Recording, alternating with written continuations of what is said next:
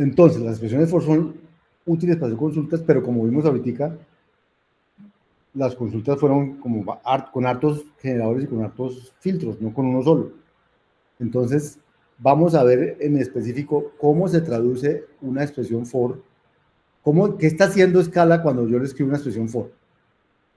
Entonces, las expresiones for no son expresiones básicas de Scala, sino son una abstracción lingüística que esconde el uso de map, flat map y filter, porque esos usos asustan, no dejan leer bien lo que uno está haciendo. Entonces se inventaron las expresiones for para que uno pudiera leer bien esas cosas. Si las expresiones for fueran nucleares, o sea, fueran básicas, yo no necesitaría ni que me trajeran el mat, ni el flat mat, ni el filter, porque los podría escribir usando expresiones for. ¿Me explico?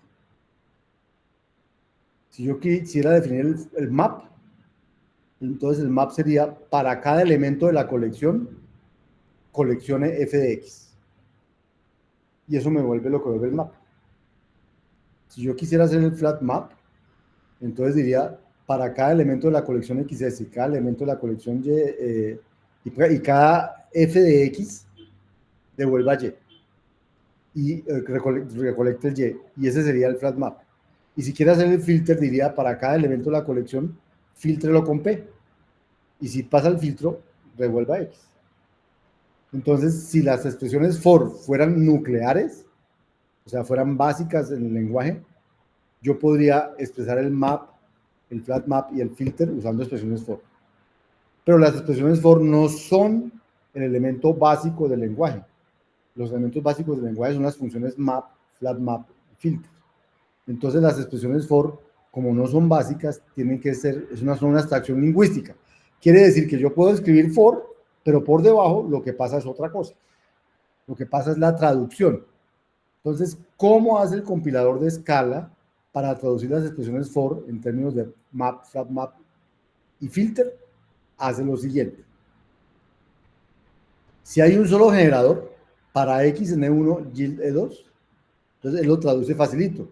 Dice, no, pues esto simplemente es, coja E1, que es el generador, y haga un map donde a cada elemento del generador le aplica el E2.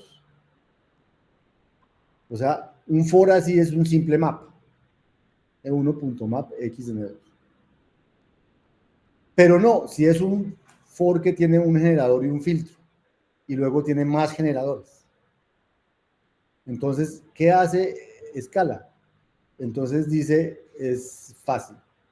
Dice, esto lo traduce en un for, como el de arriba, en un for, donde en lugar de decir que X recorre E1, dice recorre E1 con el filtro F. O sea, si hay un generador y un filtro, él los une en un generador que se genera con el filtro ya. Entonces genera la secuencia con el filtro y luego están los demás generadores. O sea, este que tenía un generador y un filtro lo redujo a un caso de tiene solo generador sin filtros, porque el filtro ya está adentro de E1.WithFilter, el filtro ya está aplicado allá dentro de E1. ¿Sí? Y continúa la traducción con esta nueva expresión. Si esto no era nada, pues ya traduce esto con un map como tradujo este. O sea, esta expresión es de estas mismas, salvo que aquí hay un S, una continuidad. Pero si no hay más S, es exactamente una de estas. O sea que traduciría esta como tradujo esta. Pero si hay más S, pues sigue haciéndole esto. Sigue haciendo esta traducción. Entonces, ¿qué pasa si hay varias S? Si tengo para X, si tengo dos generadores, para X N1 y Y N2 haga S. Tengo varios generadores. Entonces, ¿qué hago? Entonces digo, como son por lo menos dos generadores, y yo sé que tengo que hacer el flat map, entonces al primero le hago flat map con el segundo. E1 flat map y genero el for con el segundo y el resto, lo que había. O sea, esta es una definición recursiva de cómo traduce el for. La expresión for se traduce en este flat map que por dentro tiene una expresión for más sencilla, porque esta expresión for ya no tiene el x en 1, tiene el y de 2 hasta eso. O sea, va recursivamente traduciendo hasta que termina de traducir.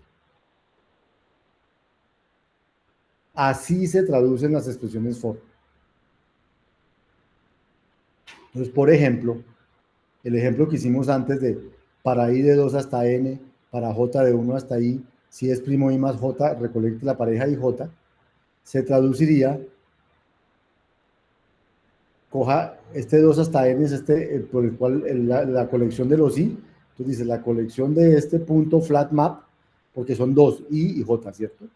Entonces, punto flat map, y la segunda, entonces la traduce con uno, es otro for, 1 until i punto with filter j en es primo i más j. Luego hace el map de estos de aquí con j en la pareja i j. O sea, lo mismo que habíamos escrito antes es el resultado de traducir esto, pero obviamente para cualquiera es más fácil de entender esto que de entender esto. ¿De acuerdo? Entonces las expresiones for se hicieron para que sea más fácil escribir esas expresiones que van recorriendo colecciones y creando nuevas estructuras con ellas.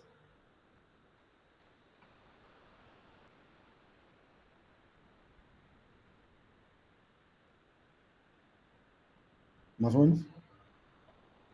Esto se aprende traduciendo a mano cositas para vernos a ver cómo funciona.